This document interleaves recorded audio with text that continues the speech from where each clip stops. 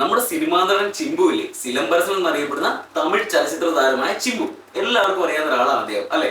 അപ്പം അദ്ദേഹത്തിനോട് ഒരു ഇന്റർവ്യൂവർ ചോദിക്കുകയാണ്, നിങ്ങൾ നല്ലവനാണോ അതോ കെട്ടവനാണോ എന്ന്.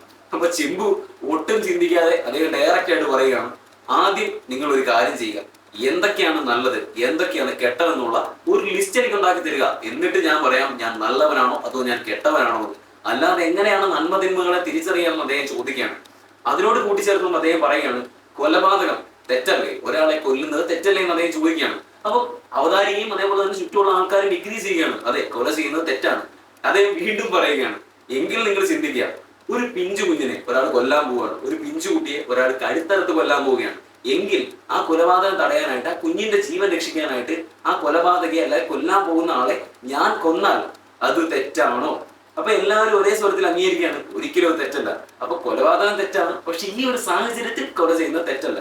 എന്നിട്ട് അദ്ദേഹം വീണ്ടും വ്യക്തമായിട്ട് പറയുകയാണ്, നന്മയും തിന്മയും അല്ലെങ്കിൽ ഗുഡ് ബാഡ്, എന്താ പറയാ ഗോഡ് ഡെവിഡ്, അങ്ങനെയുള്ള കാര്യങ്ങളൊന്നുമില്ല, നല്ലവൻ കെട്ടവൻ ഒന്നുമില്ല. Everything depends upon the situation. മനസ്സിലായോ?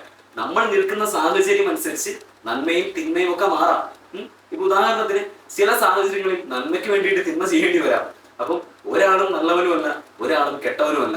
സാഹചര്യങ്ങളാണ് നന്മയും തിന്മയും വേർതിരിക്കുന്നത്, അല്ലെങ്കിൽ നന്മയും തിന്മയും ചെയ്യാൻ പ്രേരിപ്പിക്കുന്നത്. പക്ഷെ ഇത് സിറ്റുവേഷൻ അനുസരിച്ച് യുക്തിപൂർവം നല്ല രീതിയിൽ നന്മയ്ക്ക് വേണ്ടിയിട്ട് ചെയ്യാൻ മനസ്സ് കാണിക്കുക എന്നുള്ളത് മാത്രമേ ഉള്ളൂ.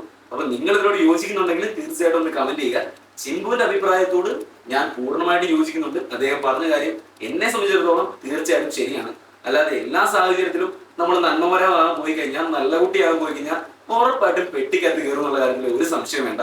അപ്പം stay tune for another video. Subscribe ചെയ്യുക. ബൈ.